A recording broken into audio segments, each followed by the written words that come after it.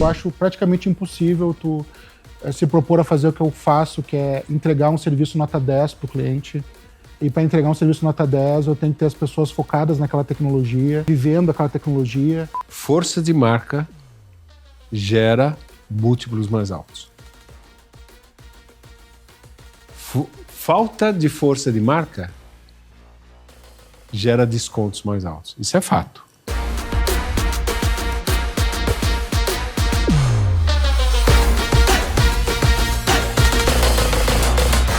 Olha que coisa interessante. E normalmente, se você for olhar aí o que a galera tá falando no YouTube, como o Leandro aqui falou, o pessoal tá falando que você diversificar alucinadamente, Não.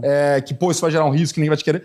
Então, tem vários elementos aqui no que ele faz que não são aquela cartilha do M&A, do diversifique tudo, não concentre fornecedor, etc. Eu não estou dizendo que é o único caminho, mas isso é legal para quem está assistindo aqui entender que existem outros caminhos. Aqui me parece um caminho de foco, um caminho de disciplina financeira, um caminho de entender que a receita repetitiva, como ele está chamando, que é super bacana. Cara, traz previsibilidade, e previsibilidade reduz risco na hora de vender uma empresa. Te permite investir no teu negócio, né? Permite investir. Você sabe que, puta, cara, eu vou dar uma tacadinha aqui. Eu tenho 6 meses, se der errado eu volto atrás, minha receita continua aqui.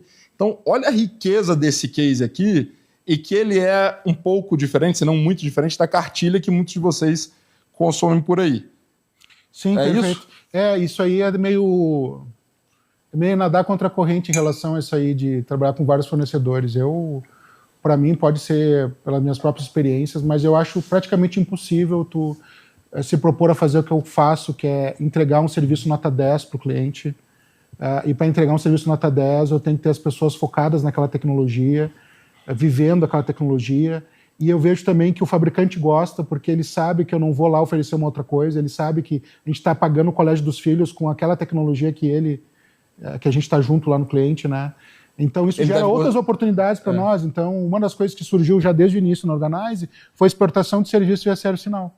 Então a ServiceNow tinha demanda, e depois nos levou inclusive a expandir para abrir uma unidade nos Estados Unidos, que eu abri lá no Texas, porque o nosso maior cliente era a Dell, que fica ali próximo, em Round Rock. Mas começou por essa expansão de serviços que a própria ServiceNow, o próprio fabricante queria que eu crescesse. E aí é meio difícil de tu fazer isso quando tu começa a abrir muito teu leque, sabe? E além disso, eu tive uma experiência, mas isso foi fruto também de uma experiência anterior negativa na minha primeira empresa, que eu considero negativa. Que acontece? Nós éramos parceiro da IBM e em determinado momento a IBM teve uma certa dificuldade de vender alguns equipamentos de storage no mercado. Tava fora do preço, sabe, o produto. E aí a gente começou a perder muito o mercado. E a gente resolveu vender, então, se associar pela primeira vez a um outro fabricante, que era concorrente ainda da IBM. E depois a gente se associou com outro, que era a MC. Depois se associamos com a Oracle. E a Oracle só tinha banco de dados, mas depois a IBM comprou a Sun, e a Sun veio infraestrutura de armazenamento também. Então nós tínhamos 3 fabricantes que a gente poderia vender a mesma coisa. Daí a gente fez não, cara, vamos fazer o seguinte.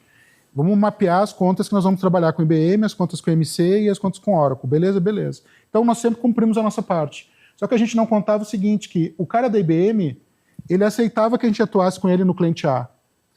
Mas ele não aceitava que a gente atuasse no cliente B, porque o cliente B estava na carteira dele para vender. Então nós respeitávamos, íamos com a IBM no A, e no cliente B íamos com outra tecnologia. Só que esse cara não aceitava. Isso aconteceu com todo mundo, então começou a criar um burburinho ali. E aí o que aconteceu? A gente teve que criar business units na empresa. Então tem a business unit de IBM, perfeito, uma de MC, uma de Oracle, daí tu não pode ser as mesmas pessoas de vendas, tivemos que criar a estrutura de vendas. Cara, isso foi muito mais custo Duplica a estrutura, do que talvez eu tivesse insistido com a IBM mais um tempo. E é que a IBM abrisse uma outra possibilidade, sei lá, que eu não estava enxergando no momento. Então a gente aumentou muito os nossos custos só para atender aquilo lá, e talvez eu acho que se não tivesse feito nada disso, teria dado certo. Então quando eu abri a Organize, que era a empresa de ServiceNow, eu falei, cara, eu vou tirar essa complicadora aqui. Legal. Eu vou escolher um fabricante que está alinhado com o que eu imagino, assim, que tem essas vantagens que eu comentei, né, de todas as áreas, todo tamanho de cliente, etc., ticket baixo e tal, e vou empreender. E um fator que me levou também a atuar com o ServiceNow, além de todas as características da tecnologia, foi um fator que nos levou a abrir a Service no passado, ou seja, estava se estruturando uma área de canais. Então foi uma coisa que eu gostei também, ou seja, a ServiceNow, apesar de ter alguns canais pequenos no Brasil, quando ela abriu o CNPJ no Brasil, hoje a ServiceNow no Brasil tem 200 pessoas, no começo tinha 3, né, 3, 4. Mas a gente começou do início, sabe? Então, assim, eu gostei. Então, estamos junto e vamos junto. E realmente se provou. Enquanto, sei lá, tinha uma dificuldade aqui no Brasil para escalar em vendas, abria-se uma porta em algum outro país da América Latina ou até para fora. Legal. Olha, então, eu achei bem interessante. E é uma coisa que eu trouxe para a Smart também. Nós somos exclusivos parceiros da OutSystems e a gente tem sido muito feliz. A gente está no 3º ano na Smart, que é a empresa de consultoria e serviços ligada à OutSystems. E a gente cresceu 8 vezes o faturamento feito no primeiro ano.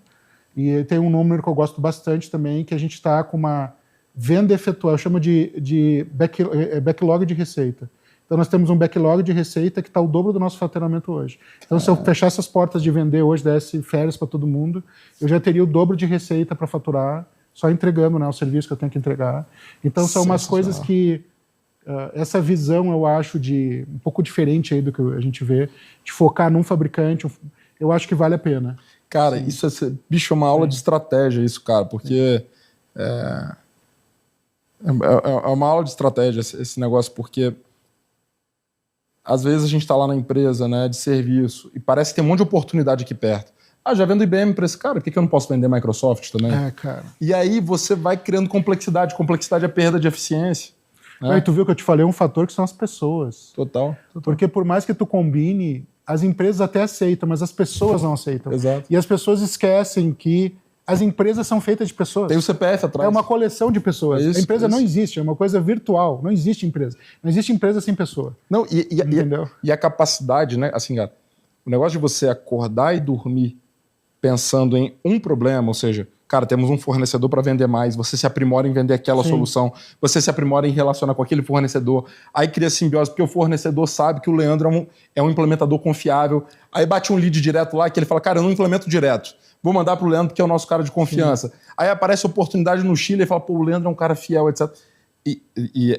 Às vezes é muito tênue você ficar rendido, né? Tu não pode também ser cego, né? Então, exato.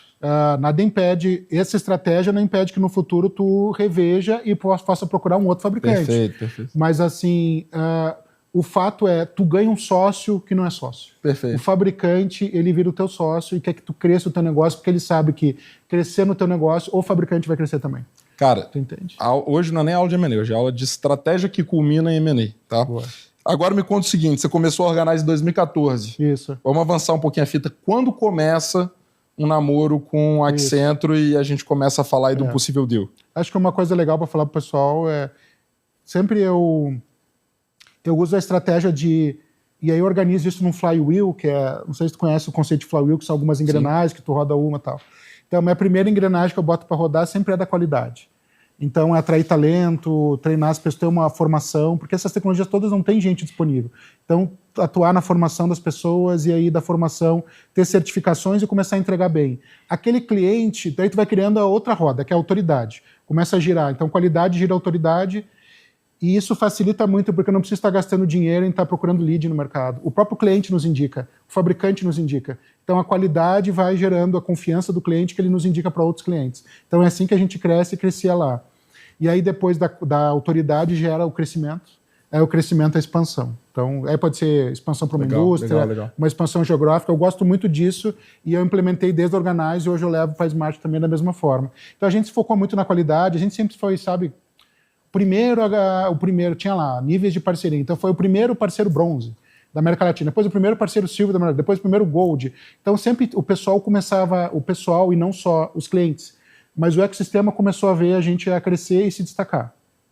E aí nós já tínhamos tido, mais ou menos, depois do 3º, 4º ano, a gente tinha tido um contato de uma empresa grande também, equivalente à Accenture, para nos adquirir, mas assim, o valor, ele... Assim, foi uma conversa, os valores que sinalizaram, eu achei que a gente estava muito verde ainda para isso acontecer, eu não dei prosseguimento, e aí cada vez mais... mas eu achei interessante que eu comecei a atrair empresas desse porte da Accenture, que nos levaria a crescer muito mais, a atuar em clientes que nós não conseguimos atuar com o nosso faturamento, com o nosso porte. E aí eu falei, cara, vou continuar fazendo o que eu estou fazendo, fazer bem feito e vai aparecer oportunidade. E é isso. Então a gente acabou, né, não anunciamos em nenhum lugar, mas o negócio foi acontecendo. E aí em 2019 começou, já tinha alguns contatos da Accenture para tentar contar com os nossos serviços para entregar alguns projetos. E a gente acabou não dando certo. E aí, em 2019, eu vendi a empresa em 2020. Em 2019, veio o primeiro contato, mais ou menos no final do ano, se um processo de merge acquisition estaria no radar. E eu falei que sim.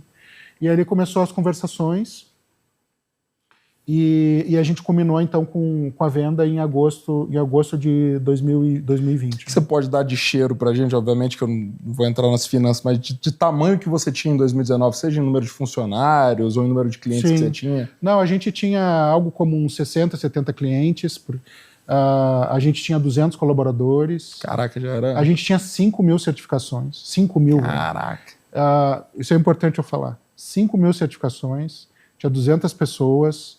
Certificações são aquelas testes que os colaboradores fazem para provar que eles conhecem. Perfeito. Então nós tínhamos 200 pessoas, 5.000 certificações? Sim. Então todos os colaboradores faziam certificações de vendas para não ficar preso no elevador com o cliente e não saber falar da tecnologia, né? Então eram várias. Então, enfim, eram vários produtos, então tinham várias certificações. E eu posso falar, não tem problema, a gente estava faturando na época 40 milhões de reais. Que bacana, hein? 40 milhões, até não é um grande faturamento, mas no ecossistema é um faturamento bem interessante. E a gente estava atuando em todo o mercado brasileiro, clientes em todo o mercado brasileiro, e eu já tinha aberto a Organize nos Estados Unidos, e a gente estava atuando em alguns clientes lá, né? Para atuar nos Estados Unidos, eu fiz um processo de migração de 3 colaboradores, foi super trabalhoso, porque eu não tinha faturamento nos Estados Unidos, então nem tinha um padrinho, não tinha nada. Então, eu mesmo cuidei dessa imigração, só que daí veio o Covid, e aí o consulado estava fechado, apesar de ter recebido a aprovação dos 3, mas só uma família, um colaborador com a sua família, conseguia migrar, e assim a gente começou a empresa lá, e depois, claro, com a compra pela Accenture, a gente fechou a empresa lá, assim como acabou fechando, foi absorvida, né? A gente fechou a empresa lá e fechou a empresa aqui, sendo absorvida pela Accenture. E aí começou esse namoro, e aí rapidamente o pessoal de Merge Acquisition foi envolvido do lado da Accenture. A gente tomou um café num café que é próximo da Accenture, onde ela fica, que é no Hotel Four Seasons, que não tem mais, né, ali no café. E aí eu falei um pouco da empresa para eles, e aí a gente assinou um NDA, andou meio rápido, assim, assinei um NDA, eles já sabiam, já conheciam a gente. Depois eu vou contar por que eles vieram atrás da gente. E aí eu mandei algumas informações básicas da empresa, o que gerou uma letter of intention, né, uma carta de intenções, e em primeiro momento eu não gostei do valor que veio e disse, cara, obrigado, mas não vou seguir. Ponto. Aí eu vou contar por que eles vieram atrás de mim. Depois eu volto para fazer um suspense. Cara, aquelas coisas da vida que não tem explicação, assim como a IBM no mundo resolveu tomar a ação de abrir a área de canais no mundo, a Accenture resolveu investir em ServiceNow. Então a Accenture ela resolveu, como ela tem uma estratégia de nuvem, de cloud, e ela resolveu investir em algumas tecnologias que estão associadas à nuvem, e ServiceNow está nesse bolo. São tecnologias que ela queria ser a líder no mundo. Perfeito. Então, uns 3 anos antes, ela tinha adquirido o maior parceiro da ServiceNow no mundo, chamado Cloud Sherpas. É uma empresa americana que estava em vários lugares também no mundo, então a Accenture se tornou, naquele momento, o maior parceiro mundial da ServiceNow, quando ela adquiriu a Cloud Sherpas. Só que ela não tinha a América Latina, que eu era o líder na América Latina. E eu estava aqui fazendo minhas coisas, nem sabia, quando ela adquiriu a Cloud Sherpas, que ela tinha esse plano de dominação mundial. E aí sim, então, alinhado com esse plano que eles tinham de fechar o mundo de ServiceNow, de investir um dinheiro que veio dessa área de cloud, daí que surgiu esse bate-papo comigo para fazer a aquisição da minha empresa. Legal. E a Accenture é super estruturada, tem uma equipe regional, a Latinoamérica e mundial só de merge acquisition, eles crescem por aquisição. Então fui muito bem tratado, mas naquele momento, então voltando, eu não topei ali, achei que o valor estava aquém. E eu sei que tem a visão que toda compra tem, claro, o valor financeiro, mas depois eu vou dizer por quê, né, que aconteceu. Eu sempre acho que uma compra ela tem um fator bem importante, que é o estratégico. Não está expresso em números. É claro que tu não vai comprar uma empresa que os clientes não gostam da empresa, os produtos são ruins, os colaboradores não gostam de... Então, assim, uma vez que tu tem isso sanado, o cara que vai te adquirir, é claro que ele vai olhar os números para ver se... Até para saber se ele precisa botar dinheiro, não precisa botar dinheiro, mas tem um fator muito importante numa compra que é estratégico. E tu perceber isso é importante. E o que me levou, inclusive, a ter mais ou menos um número na minha cabeça, até onde eu queria chegar, e também a dizer não ali quando veio a carta de intenções, né? Legal. E você, então você sai de 2014 para 2019, chega faturando 40 milha. Em 2019, que hoje seria algo tipo 70 milhões ano. Isso. Né? Isso. Então, um crescimento animal. Sim.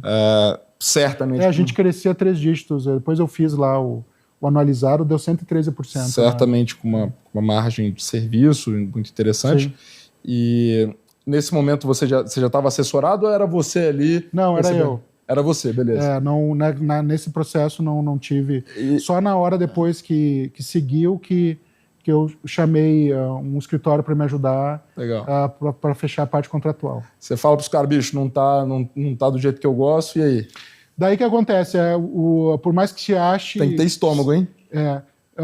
O mercado de tecnologia é pequeno, assim, né? E aí tem muitos colegas meus, amigos, que trabalhavam na Accenture, e um deles pegou e me ligou e disse assim, Leandro, a gente quer que tu venha, a gente acha que tu vai somar muito aqui e tal, e vai ser legal para ti também, e assim, o que tu precisa para ver? Aí eu falei a condição que eu queria, tanto de preço, e falei também que eu queria ficar como responsável pela área na América Latina, para poder, inclusive, garantir essa transição dos meus colaboradores para lá, e o cara então fechou, é isso que a gente quer mesmo. E aquela coisa, né? Poderia ter pedido mais, talvez, mas era o que eu queria mesmo. Poderia ter sido menos, poderia ter sido mais. E aí, então, o pessoal topou, e aí o negócio andou meio rápido. Isso foi, sei lá, em março, abril. E aí ajuda muito a empresa a estar em ordem depois para fazer o processo de due diligence. Claro. Né? Quantos meses que levou? Cara, 2 meses. Nem isso, acho. 2, 3 meses, no máximo. Aí faz a conta. Eu já assessorei M&As que levaram 1 ano e meio. Não, tá certo? Pensa o seguinte, só o custo do capital em 1 ano e meio, você já perde 20% do... Se o preço não evoluir, se você não definir na carta de intenção que ele vai ser corrigido, etc., você perde 20% de valor só na diligência de não estar organizado. Sim, daí que acontece algumas coisas, né, que a gente tinha feito, né? Bom, a empresa tinha um dono, que era eu tinha a maioria das ações, eu tinha até no momento, eu tinha trazido dois amigos investidores que tinham 30%. Aí eu tinha 4 diretores, meus sócios, 3 diretores, meus sócios, que tinham 1%, e eu tinha a maioria das ações, né? Então foi fácil. A empresa só tinha um CNPJ. A empresa tinha 1, 2 contas bancárias que eu tinha aberto em outro banco, Itaú e Bradesco, sei lá, para ter. Todo mundo CLT. Cara, isso poupou muitas páginas ali na hora do due diligence, cara. Muitos. A empresa, o que acontece? Nós trabalhamos com soluções na nuvem, então não precisa ter infraestrutura e tecnologia. Isso é um ponto que para uma empresa grande como a Accenture pega, porque toda empresa grande, assim, com ações na bolsa, tem muito medo de vazamento de informações. Então, você tem que garantir que todo o teu ambiente tecnológico ele está atualizado, os patches de seguro. Cara, não tinha nada disso, porque eu só tinha notebook. E aí depois, quando foi feito, foi fechado, todos os notebooks receberam uma imagem padrão lá da Accenture que já tinha todos os critérios de segurança. Cara, eu tinha tudo num sistema único. Na minha empresa anterior estava tudo meio solto, assim. Cara, quando eu abri a Organize, falei, só vai ter um sistema único, ali é a fonte da verdade. E eu criei com ServiceNow mesmo. E eu criei, então lá tinha quantos a receber, quantos a pagar, todas as oportunidades, todos os projetos, toda a gestão de incidentes, do suporte que nós prestávamos para os clientes, estava tudo no único lugar. Todo o cálculo das propostas, a margem, estava tudo lá. Então eu botei tudo dentro do ServiceNow e tu ia lá para uma tabela, o que tu quer? Quero a lista de colaboradores. Exportar a lista de colaboradores, está aqui. Então foi muito fácil. E, cara, o suporte da Accenture, assim, foi muito bom. A equipe deles sempre, sabe, um tratamento super bacana, querendo te acolher mesmo, de fato. Isso eu tenho que falar, foi muito bom. Raro isso, hein? Não, muito bom, assim, eles colocaram, tinha os gestores ali da parte de M&A, eles colocaram uma galera para ajudar, porque assim, tinha uma ferramenta, eu tive que licenciar uma ferramenta que auxilia nessa parte de M&A, ou seja, um lugar que eu carrego as informações que eles me pedem. Então, se eu tive alguma dificuldade, eu sempre tinha alguém para ligar, isso. Então, assim, cara, foi muito fácil. E as reuniões foram marcadas no tempo que eu podia. E eu também fiz uma coisa também, me preparei bem para as reuniões, porque, cara, é tudo com gringo, né? Então, tu ia falar com um cara de RH, não era um cara no Brasil, era um gringo. Então, ele queria saber, tem, né, empresas grandes, assim, toda essa questão de diversidade, uma série de pontos, como é que a gente trata a questão das mulheres na empresa, série de pontos. Então, eu peguei e coloquei tudo num PowerPoint, depois eu mandei as informações em formato que eles pediram, mas no começo eu fiz uma explanação. Então, quando eu ia falar de RH, eu ia falar da cultura da empresa, então eu preparei um PowerPoint para falar da cultura. Ia falar da parte financeira, eu preparei um PowerPoint resumindo os principais pontos, né? Então, eu procurei facilitar a vida de todo mundo, então o processo foi muito Isso rápido. faz toda a diferença. Muito rápido. Sabe de onde surgiu esse nome Data Room? Não. Fiquei sabendo esses dias que quando não existia o ambiente virtual para colocar os documentos, quando uma empresa ia adquirir a outra, ela separava literalmente uma sala no escritório lá de quem ia ser vendido, lacrava aquele negócio, mudava a fechadura, etc. Era só os advisors, etc., que tinham acesso, e lá ficava documentando, empilhando os documentos. E aí depois virou o Data Room virtual. Pessoal, olha só, se você está assistindo aqui, quer preparar a sua empresa para um M&A, para um exit, ou se você acha que você já está no momento e quer contar com a ajuda aqui da VPX, tem um QR Code aqui na tela, lê esse QR Code que eu ou alguém do meu time vai entrar em contato para a gente poder bater um papo e te ajudar a entender se é o momento, em qual fase dessa jornada que você está e também te ajudar a entender um pouquinho melhor dessa trajetória. Beleza? Até queria fazer um comentário sobre isso que tu fizeste, porque respeito quem quer ter empresa para sempre, quer deixar para os filhos, assim, mas pela minha própria experiência de... Até respeito. Respeito, não tem problema, acho que não tem uma única linha de pensamento, pelo amor de Deus. Mas eu vi na minha própria empresa, que foi a Ceres, que eu fiquei praticamente 20 anos lá, né, que durante vários momentos ela tem ciclos. Em alguns momentos dos ciclos, tu tem algumas coisas que acontecem. E geralmente essas coisas que acontecem, tu tem que botar mais um pouco de dinheiro, ou tu tirar menos dinheiro da empresa. Então, assim, para mim, eu até brinco que é um ciclo bíblico de 7 anos. Então, eu acho que existe um ciclo na empresa, quando chega de 6, 7 anos, e tem funcionado para mim isso aí, tu vai ter que fazer alguma movimentação. E então eu acho que é muito importante o M&A como uma forma de crescimento da empresa, sabe? Perfeito. Então tu não perde nada, na verdade, tu tá garantindo o crescimento da tua empresa, a perpetuidade, e também tu tá realizando os investimentos que tu fizeste, né? Perfeito. Leandro, então você faz ali um M&A super rápido, ágil, fruto da competência de ter organizado a casa, e eu acho que ser uma segunda empreitada ajuda, né? A já começar certinho, né? Não, sem dúvida. A vida é mais feita de derrotas que sucessos, né? Então as derrotas ali da empresa anterior acabou me ensinando e eu consegui aplicar muitas desses ensinamentos na empresa nova, né? Nem todo mundo tem essa oportunidade, por isso que eu reforço a questão, inclusive, de contar com consultorias de M&A aí para assessorar, mas casualmente eu tive algumas experiências que me ajudaram a melhorar a segunda e acelerar esse processo. Muito bacana. E aí me conta um pouco dessa jornada, eu vivi um pouco disso também, isso aqui é sempre um desafio, de deixar, entre aspas, né, que a gente nunca larga a veia lá do empreendedor depois que a gente cria ela. Deixar de ser ali o comandante, o cara toma todas as decisões, o empreendedor, o dono do CNPJ, o administrador, para virar um executivo dentro da maior consultoria do mundo. O que você destaca aí como os pontos mais legais disso, que obviamente que tem, e os maiores desafios para você? Como eu comentei, eu sempre acho que um processo de merger acquisition é uma forma de tu conseguir participar, crescer o teu negócio, conseguir participar de deals que eventualmente tu sozinho não conseguiria. E foi bem isso mesmo, né? Então, depois eu fui entender que, para tu ver, né?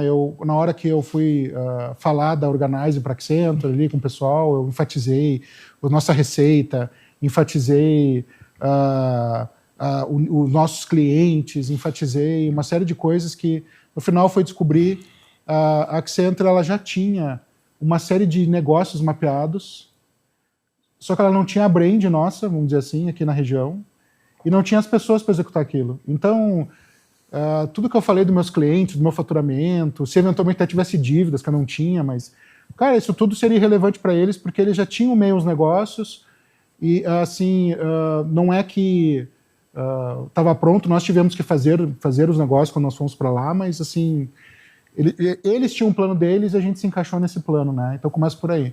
E, cara, eu fui muito bem tratado quando eu fui para lá. Claro que tem uma diferença de tu cuidar de uma empresa de 200 colaboradores e tu tá numa empresa de 600 mil colaboradores, né? Muito louco isso, cara. 600 mil. 600 mil, é uma loucura. Mas, cara, os executivos todos, eu entrei num nível bem alto lá. Tinha o nível do presidente, aí eles têm várias divisões lá, onde uma delas é tecnologia. E aí tu tinha um cara responsável... Framil? O Framil era o presidente. Leonardo Framil, isso. Agora ele está na Ásia, Conheci. né? Aí embaixo dele tem várias business units, uma delas é tecnologia, que era o Paulo Samo, que também está na Ásia com ele. E aí embaixo tinha o que era meu chefe, que era cuidava de cloud, dentro da tecnologia tinha cloud. E, sei lá, tinha cloud, SAP, Salesforce, e tinha cloud. E eu cuidava de ServiceNow. Então eu era o número 4 ali na cadeia, muito próximo da gestão da empresa, né? Eu era um manager director. E para mim não mudou muito, porque eu continuei tomando... Claro, eu até se vi como um alívio, assim, tinha gente para me ajudar com a RH, tinha gente para ajudar no jurídico. Na época, na minha empresa, apesar de ela estar bem estruturada com a área de inovação, etc., eu que olhava os contratos, sabe? Eu sempre gostei de olhar isso. Então, assim... todo mundo recebeu muito bem e fez o que foi possível. Só que, assim, a cultura de uma empresa de 600 mil colaboradores é diferente, né? Então, por exemplo, até eu dei o exemplo do notebook, né? Cara, não tinha uma imagem de segurança no notebook da minha empresa, eu nunca vi isso como necessário. Mas numa empresa daquele porte é necessário, né? Tudo que tu vai mandar para um cliente, tu tem que ser validado por outras pessoas, pelo jurídico, etc. Eu tinha um costume, eu era muito próximo dos colaboradores, eu tinha um costume de mandar uma mensagem semanal para os colaboradores. Pô, num ambiente de Accenture, tudo passa pelo RH. Perfeito. RH tem que dar uma olhadinha. Então, assim, eu nunca tive problema de perder autonomia em relação a isso. Sempre vi que faz parte do processo e eu vi mais o lado do copo cheio, sabe? Legal. Agora eu vou participar de uns deals maiores. Mas claro que teve assim, situações, e uma das coisas que mais mudou no que eu fazia, de fato, é que na Organize a gente estava muito voltada para o cliente final. E na Accenture, uma empresa desse tamanho, tu não se levanta da cadeira e vai lá atender o cliente, não. Tem uma área que é só os account executives, que eles atendem o cliente final. Então, primeiro, tu tem que alinhar com esse cara internamente, e esse cara ele pode vender várias soluções que a Accenture vende. Então, tu alinha primeiro com ele para dizer que a tua solução é bacana, que vai atender esse projeto lá que o cliente está demandando. Uma vez alinhado, esse cara te ajuda e te dá até a receita para tu poder dedicar os teus vendedores para ir lá. Legal. Então, tu acaba se voltando muito mais internamente para a empresa. E é uma coisa que até me levou depois a sair, que é uma coisa que eu não queria. Eu queria continuar próximo ao cliente final. E na Accenture, quando tu tá num cargo gerencial, assim, né, de gestão, tu tem que conhecer muito da Accenture, porque, por exemplo, na minha empresa eu criei uma área de inovação. Eu decidi botar 1 milhão lá na área de inovação e pronto. Eu vou investimos 3 anos e criamos uma solução que nós estamos vendendo para clientes no mundo todo. Só que para fazer isso na Accenture, não é o teu dinheiro, então tu tem que aprovar o dinheiro internamente para justificar esse case, tem muito mais reuniões. Então, assim, assim, tu tem que conhecer como a Accenture funciona para tu viabilizar a mesma coisa que tu fazia na tua empresa maior, tu tem que conhecer a Accenture, então tem que se voltar muito para dentro. Isso foi uma coisa que depois acabou culminando na minha saída, porque, talvez tu pergunte isso, mas um dos motivos que me levou é que eu queria voltar a olhar para fora, não ficar tanto olhando para dentro. Do ponto de vista de execução, eu comecei como trainee na Unilever, numa fusão. Tinha acabado de acontecer o M&A e me colocaram lá, na empresa, assim, nos primeiros dias que estavam combinando as operações. O post-merger ali, né? O dia 1, né? Que legal. Então, eu vivi várias situações no início da minha carreira do dia 1 em seguida. Então, eu comecei a ver muito e aprender na pele o que pode dar errado depois do dia 1, que te ajuda também a ver como você vai adquirir empresas, né? Comprar empresas. Depois, eu acho que eu tive as primeiras experiências de aquisição em série foram na Parmalat. Uhum. Foram adquiridas inúmeras empresas. Parmalat, nossa, todas as cooperativas. A Parmalat no Brasil foi, na América Latina, consolidando debaixo da Parmalat, né? Então foi o primeiro, óbvio que eu não estava no centro de decisão, estava mais executando, depois comprava, mas a gente começou a ver uma empresa que estava consolidando um segmento. Foi Legal. muito interessante. E na Rect... Isso década de 90. Década de 90. E na Rect, que foi incrível, eu tive diversos tipos de experiência, eu vi muito funcionar a famosa estratégia de M&A, que é colar de pérolas. Você vai comprando empresas como pérolas, formando um colar com alta complementaridade, e a Rect tinha uma coisa incrível, vou falar, parece super simples, mas tinha uma pergunta que se ficava discutindo horas, se você era do time de aquisição, horas e horas. A gente tinha que responder para o CEO por que a gente seria o melhor dono daquela empresa. Por que eu serei o melhor dono daquela empresa? Respondendo para o CEO que ia assinar o cheque no final do dia, da Rect. Prova para mim, por que a gente vai ser o melhor dono dessa empresa? Interessante. Estando lá do comprador, né? Uhum. Porque tudo bem, mercado endereçado, os econômicos, tudo bem. Ticou todos esses boxes? Não era isso que ele queria saber, não. O que a gente, Vai ser o melhor. dentre todas as opções de compradores... Exatamente. Eu vou criar valor aqui. O que eu vou fazer no primeiro dia? Quais são os riscos execucionais que eu não estou vendo? Cara, eu lembro, a gente ia fazer... Participei de vários times de aquisição, depois liderei alguns. A gente ia fazer... Sabe aquela fase que você vai fazer a interação com os executivos da empresa? E, geralmente tinha uma consultoria do lado da gente, né? Fazia as perguntas, preparava e tal. E os executivos da empresa que ia ser comprada estavam todos treinados para responder perguntinhas para dentro. Então, o nosso papel era quebrar as respostas. Fazer pergunta que o cara tinha que pensar diferente, né? Porque a gente já não queria escutar script, né? E entrar lá dentro da empresa, né? Estabelecer relacionamento para escutar, para falar. Então foi uma experiência fascinante. Legal. A Rect também tinha uma estratégia ativa de olhar... Tinha uma estratégia ativa de criar esse colar de pérolas. Colar de pérolas, eu nunca tinha ouvido. Muito legal, muito usada. E fiz aquisições incríveis. Participei de times. Adquirimos uma empresa de medicina tradicional chinesa na China, que era um remédio lá que ninguém no mundo do Ocidente ninguém tinha uma noção. Imagina avaliar isso, né? E era um produto para condições respiratórias, né? Você vai estudar com essas condições, estão piorando, melhorando, e assim vai. As metodologias são muito similares, você consegue replicar, mesmo algo que você não tem a menor noção do que seja, né? Eu lembro que tinha uma fórmula lá que tinha unha de dragão. Eu falei, unha de dragão, eles desenterram fóssil e colocam... Não, mas era um tipo de erva lá. Sei lá. Bom, então foi muito bacana essa experiência da Rect. Eu acho que me ensinou muito a olhar. Dá um cheiro do que é o portfólio da Rect. Hoje... E a base que você ficava era em? Nossa, eu morei em 6 países diferentes. 6 países. Diferentes responsabilidades, mas a base da Rect é na Inglaterra. Na Inglaterra. Ela é listada na Inglaterra, onde eu morei mais tempo, né? Mas eu tive na Holanda, na África do Sul, na Alemanha, Singapura e Inglaterra. Morou bem dentro daquele país chamado avião, né? Exatamente. Minha esposa que brincava, eu mudei para o país X, ele mudou para a companhia aérea X. Y. Mas hoje a Rect até fez um movimento recente, bem interessante. Ela fez...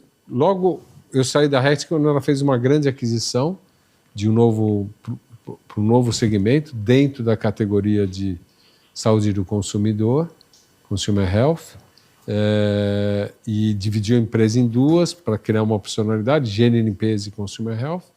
E essa empresa hoje de higiene e limpeza, ela acabou de fazer um spin-off, né?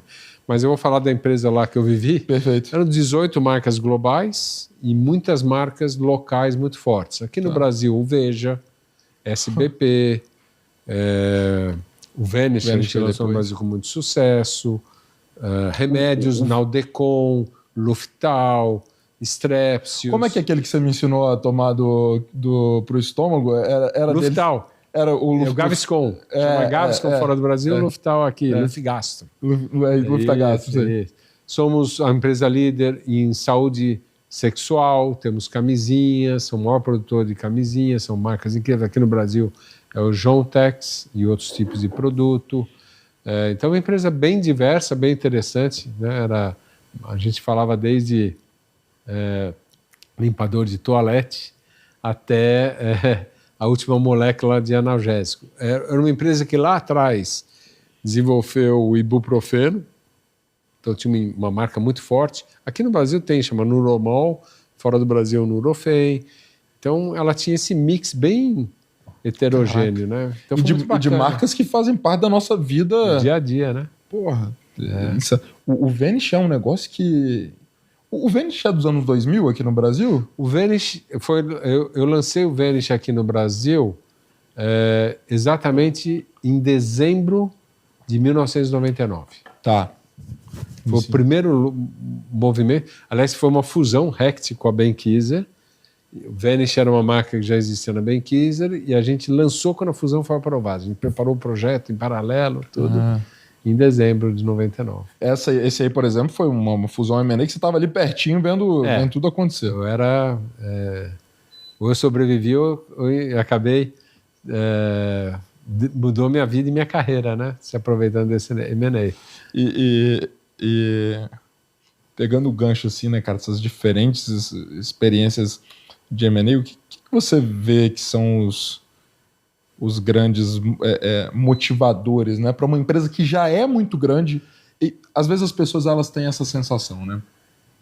Puta, uma empresa muito grande, ela não precisa comprar, ela tem capacidade de desenvolver dentro de casa dela.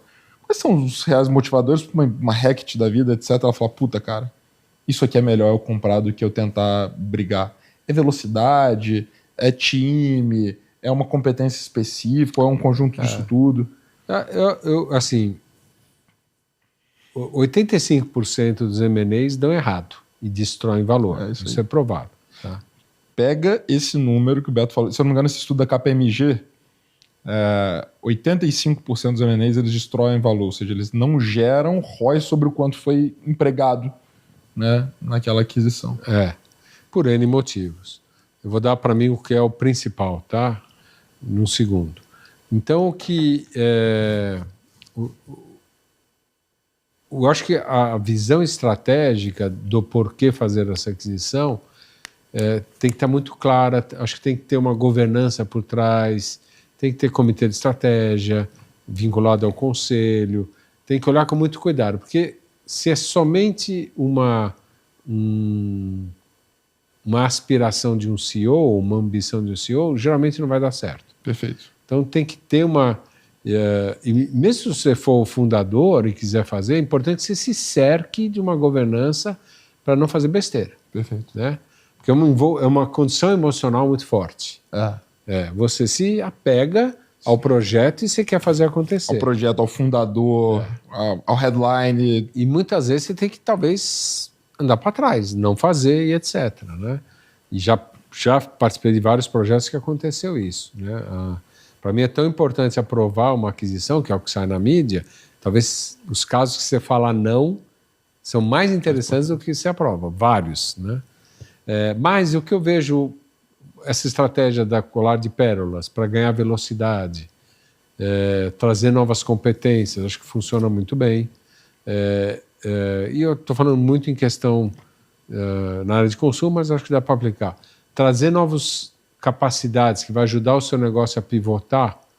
Se é um negócio que está num segmento hoje que tem um desafio competitivo estrutural muito forte, e você já sabe que aquilo vai está indo para a direção estruturalmente, você não pode fazer, você pode só diminuir o impacto ou atrasar o impacto.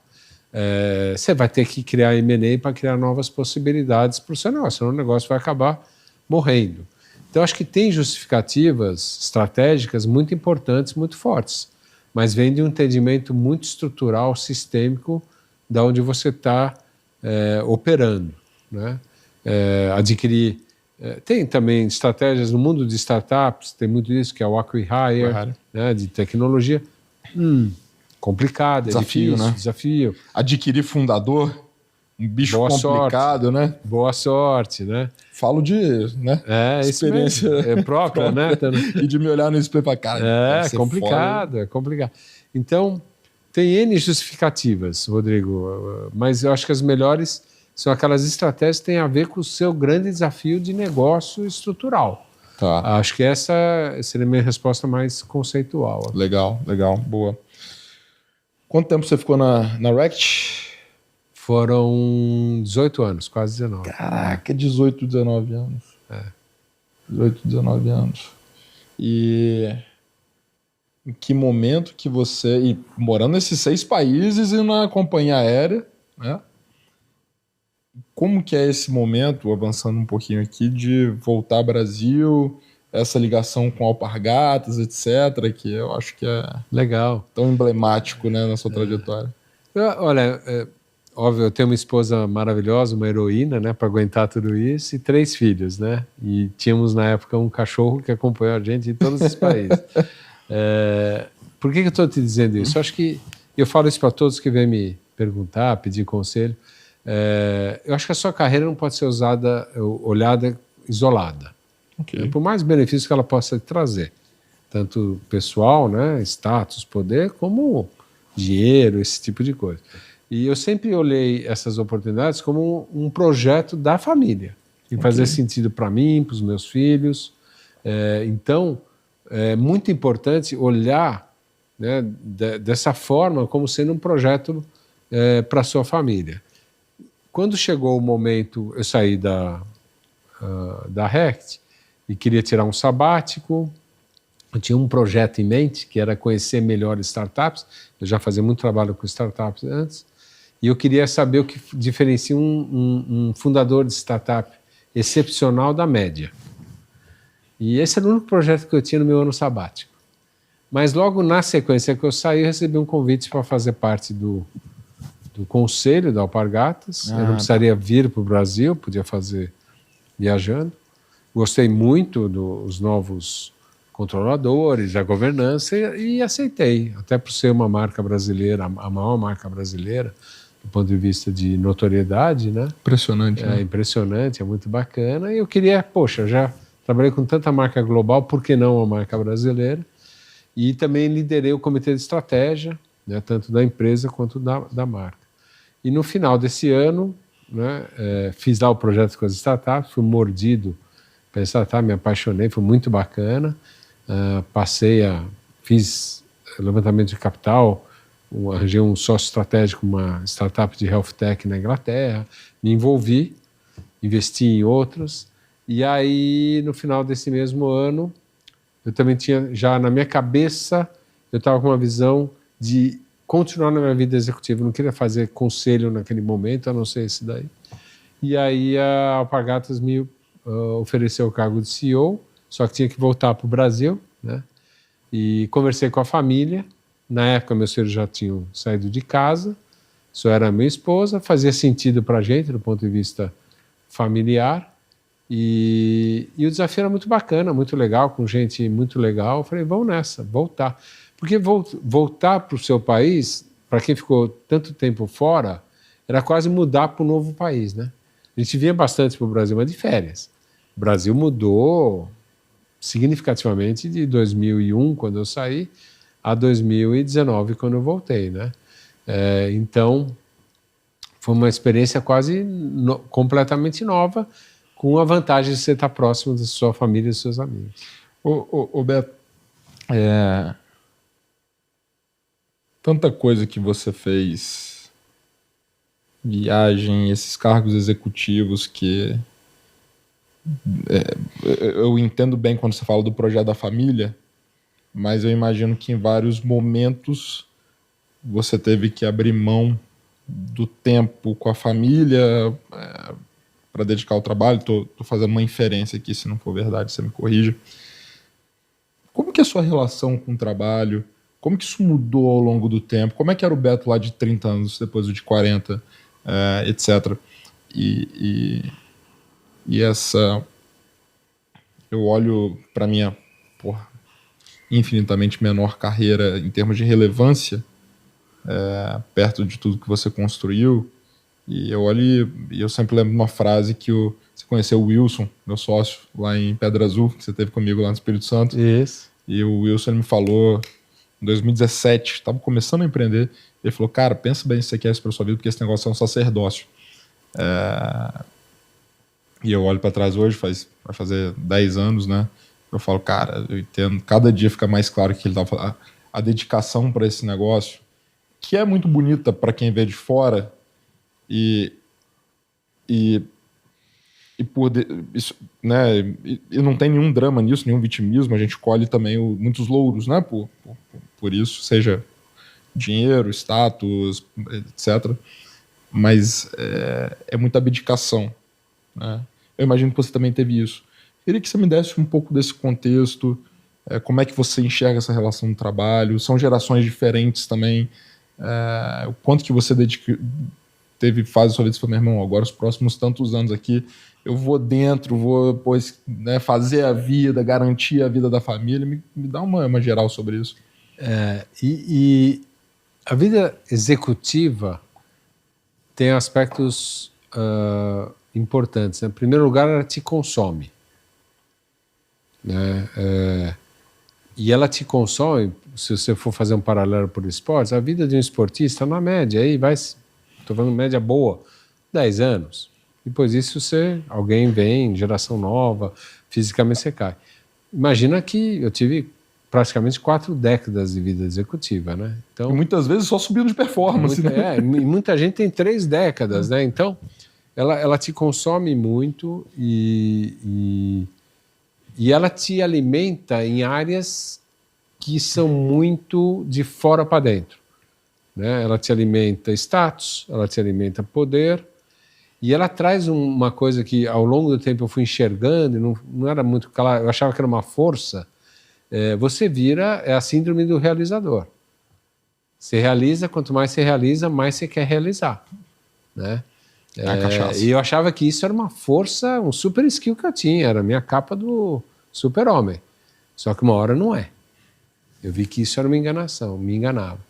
Então, o que é muito importante, eu acho que no decorrer da sua carreira, primeiro, não existe esse conceito da vida pessoal separada do trabalho. Não existe.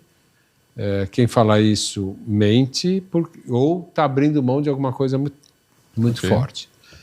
Mas eu tendo a concordar. Só enxergo hoje perspectivas diferentes. Mas tem trade-offs. Né? Tem escolhas que você tem que fazer conscientes. Então é muito importante você ter na sua cabeça que escolhas que não são negociáveis. Eu sempre tive isso muito claro na minha cabeça. Era a ideia do projeto na minha família, era muito claro, se um dos meus filhos não estivesse feliz, ou minha esposa, eu voltaria para o Brasil no dia seguinte. Não teria, eu falava isso para eles abertamente, não teria qualquer problema. Né? Então isso é muito importante. E você teve filhos novo, né? Você era novo. Eram todos novinhos, né? Não, estou dizendo, você era novo quando você teve. Eu tive filho muito jovem. Tudo na minha vida aconteceu muito precoce. Né? Eu comecei a trabalhar na Unilever como trainee com 20 anos, já era gerente com 21, casei com 22 e tive o primeiro filho com 24. Muito interessante isso. Por isso que eu tenho menos de 50 anos agora, estou brincando. E aí, isso é outro ponto, né? Você tem que também olhar muita fase da vida que você está, né? Do ponto de vista de idade sua. Mas eu acho que acertei em algumas coisas e devo ter errado bastante, acho que errei em algumas outras. Eu sei onde errei, isso que é interessante. Mas alguns princípios, eu errei quando ia contra alguns princípios que eu tinha. Então, um princípio não, esse aqui é mais um objetivo que eu me coloquei, que eu queria que meus filhos fossem ser humanos bons. E eu ia investir, fazer o máximo que eu pudesse na minha relação com eles para isso. Né? Para que eles fossem ser humanos bons, melhores até do que eu sou ou era. Então, eu nunca me guiei com os meus filhos pela quantidade de tempo que eu dedicava a eles. Eu me guiava pela qualidade do meu relacionamento com eles, se eu estava ajudando eles a virem a ser melhores seres humanos. Eu acredito que, por enquanto, atingi essa meta. Então, isso foi muito legal, isso deixava muito claro para mim. Né?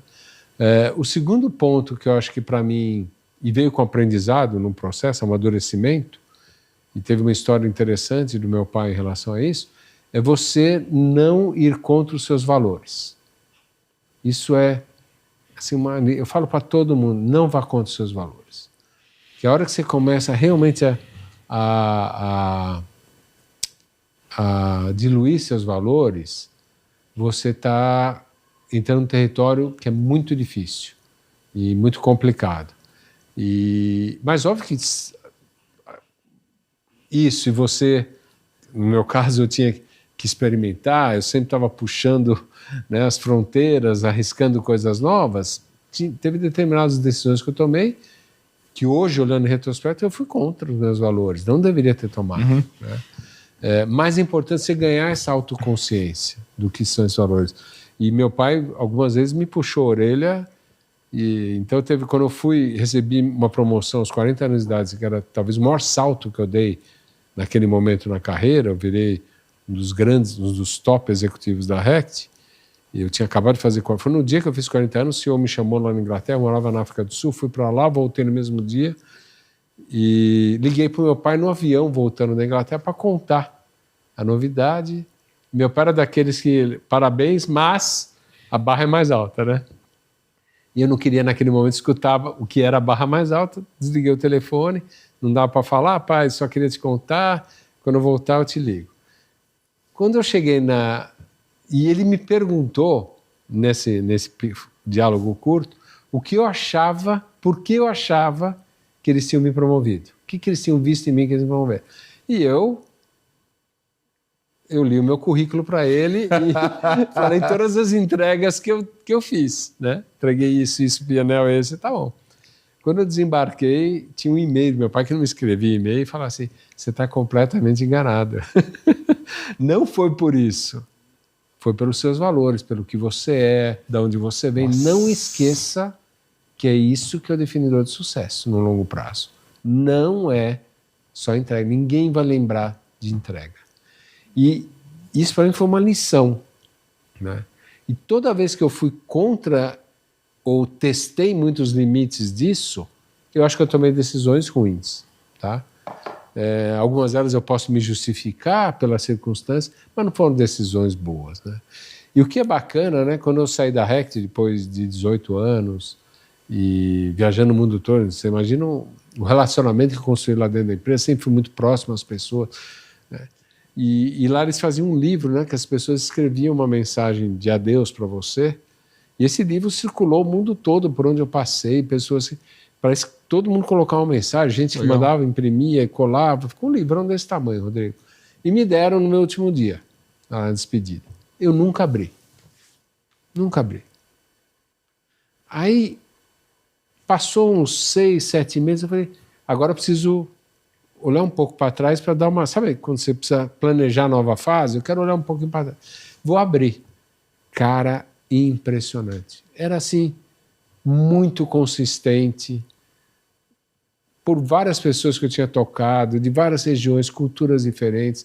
Era sobre o líder humano, o cara que estava sempre lá quando eles precisavam. Não tinha uma mensagem que falava do market share que eu ganhei, do lucro que eu entreguei, do KPI que eu fiz. Nada. Nada, Rodrigo. Olha que legal. E aí eu aprendi que é legado. E olhar legado é super importante. Então eu diria que são essas três, né? Os saber fazer as escolhas com uma visão do que você quer para você, para o impacto que você vai dar nas pessoas, seus valores, e realmente pensar sério no seu legado, né? Legal. E no fim é o que fica, né? Cara, sensacional. E aí a gente volta, porra, tá tão bom o nosso papo aqui que eu tô me perdendo aqui no roteiro, mas voltando para Alpargatas, puta, você pegou pandemia ali no meio, etc. Mas o que teve ali de diferente, eventualmente, cara, em liderar e ver essa companhia desse tamanho? E eu não estou falando só em termos de faturamento ou de pessoas, mas tamanho, né? Alpargatas, Havaianas, etc. O que tem de diferente? O que tem de novo aprendizado depois de tantas décadas de experiência e tudo? O que você fala, puta, cara, essa experiência da Alpargatas que valeu a pena pra caceta? Teve algumas, várias, né? Teve várias. O cargo de CEO é um cargo de muito aprendizado. E acho que é assim, em primeiro lugar, você é o tomador de decisão. Pro bem e pro mal. Principalmente aquelas que ninguém quer tomar. Exatamente. Você é o tomador de decisão. E tanto o processo de tomar decisão, governança, quanto a qualidade das suas decisões e a sua capacidade de sustentar as decisões é o que importa. Então, toda essa área de tomar a decisão foi um grande aprendizado, né? Na governança por trás, no entendimento e naquela capacidade que você tem, eu vou sustentar essa decisão. Porque a pior coisa é CEO que fica indo e voltando, ou seja, indeciso, né? Pior é o que vão e voltam, né? Indeciso é ruim, vão e voltam é pior ainda. Então esse é um fator chave, tomar a decisão. A segunda é gestão de stakeholders, né? Você, como o principal representante da companhia, você tem que ter clareza, mapear os seus stakeholders e você tem que trabalhar com eles. Isso carrega boa parte da sua agenda. Tem que tomar muito cuidado para não tomar tudo da sua agenda, mas é fundamental, né? Isso foi muito importante e passa a ser muito mais importante quando vem uma pandemia, né? Você falar com fornecedores, falar com seus franqueados, falar com seus colaboradores. Lá tem franquias também, né? Tem franquias também. Então, esse senso de responsabilidade e a gestão dos stakeholders, eu acho que foi um aprendizado, foi um amadurecimento. Pesado, Beto? Eu gostava muito, porque eu gosto de pessoas, né? Mas sim, você sofre com as relações. Eu sofro muito com relações que entram em atrito, etc. Então, teve momentos pesados, teve momentos que eu tive epifanias, né? Então, isso é muito importante. E eu acho que o terceiro aprendizado,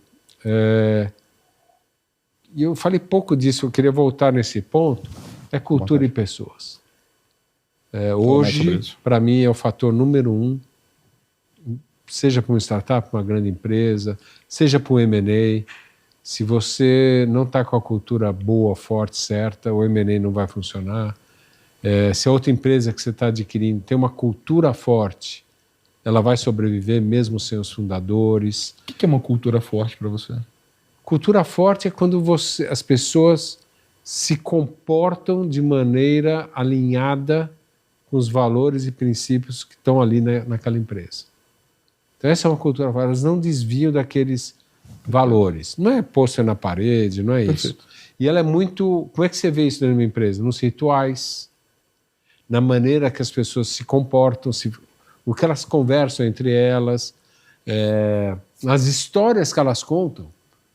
Então, uma das elementos muito fortes da cultura da Rect é o empreendedorismo. Né? Isso é muito bacana, a gente estimulava o empreendedorismo. Cara, era impressionante. Sabe quando você tinha um dia inteiro de reunião e à noite ia todo mundo jantar? E na mesa, assim, o assunto que predominava eram as coisas que estavam dando certo. Você viu como lançaram aquilo lá naquele país. Então isso você vai se alimentando, né? Um outro elemento da cultura, que tem em muitas culturas, que é a orientação para resultado. Mas a história que se contava na Rect era assim, o que se dizia, se você começasse lá, iam te falar o seguinte, aqui a gente não trabalha por consenso. A gente precisa, 80-20. 80-100. 80% de consenso, 100% de comprometimento. A gente não precisa concordar, se a decisão é tomada, 100% é para fazer essa decisão acontecer. E não pode esfaquear por trás. Esfaqueou por trás, está fora. Cara, e o CEO, eles executavam dessa forma. Se o cara novo entrasse e começasse a fazer politicagem por trás, mandaram embora imediatamente. Então não ficava na empresa. Então tudo que se comprou, e essa consistência... De novo, não estou discutindo que é melhor ou pior, tá? É consistência. Cultura também tem a ver com consistência, né? E aí é a sua decisão se essa é a cultura para mim ou não. Perfeito. Né? Mas se tem consistência, se tem coerência, cultura é coerência. Né? Então, isso vem muito forte. Né? E tem culturas que são tóxicas, mas são culturas. Rodrigo, você pode falar que é bom ou ruim, mas tem cultura. Agora, tem empresa que a cultura é amorfa, depende daquele executivo que está lá naquele momento. Tem muito CEO que vai fazer um sprint. Ou seja, o que você está me dizendo é que você passou por empresas que eu imagino com culturas muito diferentes. Sim. Mas no final do dia, por um momento, seja lá qual for a cultura ela tem que ser coerente na empresa toda, de alguma maneira ser clara, e as pessoas têm que estar alinhadas ali dentro. E tem que ter consistência no dia a dia da empresa. Consistência, ter rituais, ter coisas, etc., que elas sejam capazes de comunicar e escalar esse negócio. Então, no final do dia, não quer dizer que existe um tipo de cultura que é a cultura certa. Não. Igual tem gente que olha e fala, eu quero implementar a cultura Ambev na minha empresa. É muito comum aqui no Brasil. Muito comum. Talvez não seja a melhor cultura para aquela empresa. Você precisa diagnosticar e ver, cara, para o que a gente faz, para o tipo de negócio, para o setor, etc. Quais são os padrões comportamentais que eu preciso. e garantir que tem uma homogeneidade nisso. Exatamente.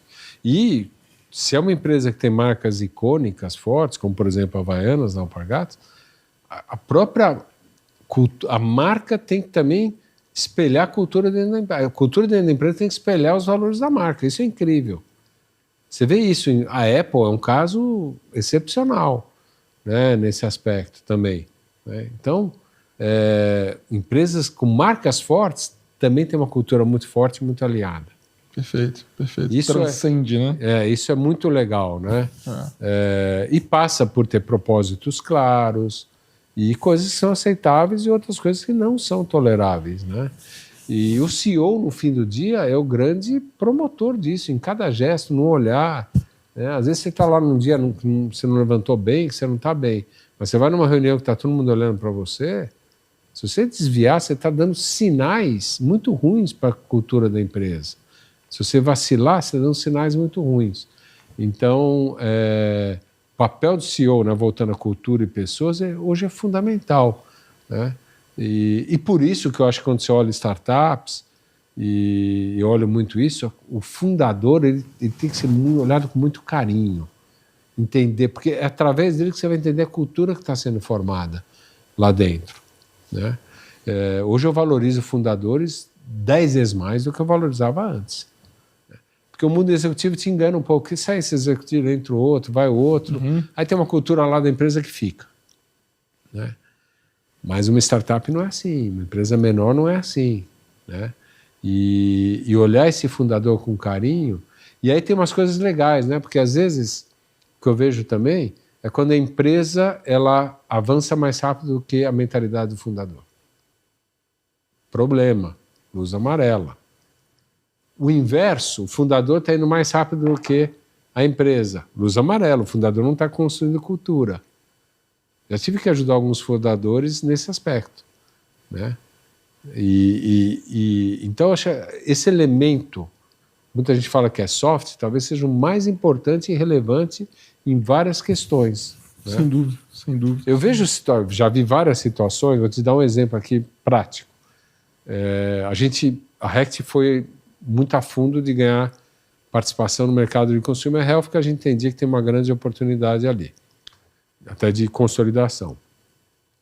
E nesse processo todo, ao longo dos anos, até recentemente eu já vi isso acontecer, as empresas que vinham de braços de farmacêutica de consumer health, para se responder esse ataque competitivo de FMCG, né, das empresas de consumo, começaram a contratar executivos da área de consumo para mudar a cultura das farmacêuticas, né?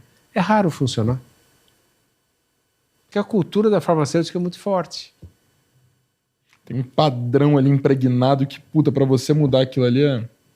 Então, eu escutei uma vez um CEO muito interessante, um CEO de altíssimo sucesso, e perguntaram para ele, e é uma empresa líder do setor, gigantesca, estava sem CEO. E ele era o CEO de maior sucesso daquela indústria. Aí perguntaram para ele, você vai virar CEO dessa empresa? Ele, por causa do sucesso que está tendo nessa, ele falou, quem garante que eu vou ter o mesmo sucesso na tua empresa? É outra cultura e outras pessoas. A chance de eu ter o mesmo sucesso é mínima, eu diria até que não existente. Quando eu escutei ele falar isso, eu achei tão profundo, né? Então, esse é um fator muito importante, Rodrigo. Cara, que legal. Só para eu não levar esse porro do meu time aqui, pessoal, tá tão bom que eu também esqueci do QR Code. Tem o QR Code aqui na tela, pessoal. Se vocês querem entender, lá na VPX, a gente assessora uma série de empresas, não só com a M&A, mas na preparação para passar para os seus processos de M&A, conectando marca, estratégia, governança, etc. Uma série dessas coisas que a gente está falando aqui, com um futuro processo de M&A, ou se você já estiver pronto para isso também, a gente te ajuda a entender isso. Você pode ler o QR Code aqui que a gente vai entrar em contato e bater um papo com você, beleza? Quase que eu esqueci aqui, ia levar esse porro de Dona Yasmin. Esse pessoal é fera, viu, gente? Ô Beto, e passado esse ciclo de Alpargatas, você esteve lá comigo lá em Pedra Azul no ano passado, e eu acho que foi lá que você me comentou, é Wiggle que a gente pronuncia, certo? Isso. Você vai lá e, porra, fala da Wiggle e tal, e todo mundo ficou encantado lá, isso já vai fazer quase um ano, talvez? Acho que a gente esteve lá em abril. Isso. Esteve lá em abril. Queria que você atualizasse para mim também, pessoal. Conta o que é a Wiggle. É a primeira vez que você... Claro que você empreendeu e assumiu muitos riscos na carreira corporativa, mas é a primeira vez que você pega para fundar uma empresa do zero e empreender do zero, a Wiggle? Isso mesmo, é a primeira vez. Conta pra gente essa aventura, essa trajetória, como é que tá quase um ano depois da primeira vez que eu ouvi. Muito legal, muito legal. Então, assim, se você for simplificar minha carreira, né, vida executiva, CEO e conselho de empresas, que eu até atuo ainda hoje, e aí quando eu saí desse mundo executivo, né, eu reprogramei, né, e o que eu queria fazer, né, o que eu queria me tornar. Né, minha grande pergunta não era mais que novo desafio ou novo cargo eu quero ocupar, era o que eu quero me tornar. Né? E comecei a olhar padrões ali na minha trajetória, coisas que me davam muito prazer, quando eu fazia eu estava na minha zona, né, de performance e tudo. E empreender, inovar, era uma coisa muito forte. E eu trouxe, ao longo dos anos, eu construí muito esse expertise em criar categorias, trazer produtos de inovação. Aí eu falei, legal, vamos experimentar, vamos testar isso daí. Estudei 3 teses que eu desenvolvi na área de consumo. E o mercado pet me fisgou, sou um apaixonado por esse mercado, além de ter dois cachorrinhos maravilhosos. Um mercado que está passando por uma transformação gigantesca no Brasil, no mundo, e com muita coisa por fazer. Ainda está com oportunidades de criação de categoria, de segmentos muito forte. E aí nós criamos uma Venture Builder em pet, e a primeira marca é o Wiggle, um projeto fantástico. A gente foi da concepção ao lançamento em 9 meses. Já estamos há 4 meses praticamente no mercado, vendendo online e na Pets, e está sendo um sucesso enorme, muito acima das nossas expectativas, e uma experiência para mim fascinante, né, de ver como funciona construir do zero, e me trouxe muitas outras, aprendi muito. Né? Eu falei lá que ser CEO você tem que aprender, né? Você ser fundador você tem que desaprender para começar a aprender. Que legal. Então eu estou muito... Óbvio que eu sempre posso aportar da minha experiência, mas é mais importante que eu desaprenda e aprenda algo novo. Né? E acompanhar aprendizados é tão importante para uma startup em fase mais inicial, né? Porque é ali que você vai amadurecendo a tese. Então, esse lado empreendedor foi uma das coisas que eu mapeei. Hoje eu tenho um portfólio, né, de atividades, né? Sou professor convidado na FGV, sou mentor, participo ainda de alguns conselhos, como eu mencionei, e é fascinante, eu adoro. Assim, uma paixão muito bacana. Legal. E a Wiggle, como uma startup, dá pra gente dizer que o plano é tomar conta do segmento aqui e fazer uma saída lá na frente, ou isso é uma coisa que não está no radar de vocês? Então, o que eu acredito... Então, eu contei para você lá atrás que eu fui olhar o que fazia um fundador de startup excepcional. Né? Uma das coisas não existe negócio que começa com uma visão de exit. Ok. Quando o fundador já me apresenta a visão de exit... Você está fora. Eu estou fora. Não é que eu estou fora, mas já é luz amarela. Né? Dito isso, é óbvio que a ideia de fundar uma empresa, uma startup, até porque eu não vejo nem isso passando na minha família, para os meus filhos e nada disso, né? É que essa empresa tenha longevidade, assim de que eu formo. E para isso vai ter que ter, num determinado momento, um dono melhor do que eu. Perfeito. Né? Então, nesse sentido, sim, não tenho pressa nenhuma, porque eu não quero ser obcecado pelo exit. Né? Então, não é nisso que eu trabalho. Eu trabalho muito obcecado em fazer produtos extraordinários, na construção da marca, que a gente conversou bastante, e muito em construir cultura e pessoas, uma empresa muito legal para trabalhar. Né? Eu acho que o exit ou qualquer movimento de M&A que possa haver, ele vai ter que vir natural, e a sua maior responsabilidade é o que você começou aqui o papo comigo, né? É construir vantagem competitiva em todos esses elementos. Você está fazendo isso direito, resultado vai vir em um determinado momento, e essas oportunidades de exit vão acontecer. 100%. Então, mas eu não me guio somente por isso. Legal, legal. Beto, cara, acabei até extrapolando o tempo que eu tinha me comprometido contigo aqui. Quero te agradecer demais, cara. Foi uma aula, uma consultoria gratuita para mim aqui e prometo recompensar algum dia, tá? É muito gentil da sua parte vir aqui bater esse papo com a gente, trazer tanto conhecimento e queria que você deixasse uma mensagem aí para a turma que está seguindo carreira corporativa ou que está pensando em empreender, dentre tanto aprendizado, cara, o que você deixa de mensagem para essa galera sobre essa relação com o trabalho, sobre esse equilíbrio da família que você tem? Você tem uma família maravilhosa, né? E você conseguiu construir isso com muito sucesso. Deixa uma mensagem para a turma aí para se despedir. Legal, obrigado, Rodrigo. Só sua amizade para mim já vale mais do que qualquer coisa, muito bacana. Olha, eu diria que para mim é muito importante, o que eu olhei muito são transições. Transições de vida, de carreira, são grandes oportunidades para crescimento pessoal. Então, abrace transições, planeje transições. E o que eu aprendi bastante foi sobre transições, e transições, assim, é um tesouro que a gente tem como oportunidade. A segunda mensagem que eu queria deixar, que eu falo sempre, você já reforçou bastante a questão da família, mas eu queria deixar outra mensagem muito pessoal para vocês. Cuide da sua saúde mental e da sua saúde física. A vida, principalmente executiva e de fundador, te consome e num determinado momento você vai pagar um preço. E esse preço vai ser cobrado tanto na saúde física quanto na saúde mental. Se você me perguntar das poucas coisas que eu me arrependo de não ter olhado com mais carinho, é isso.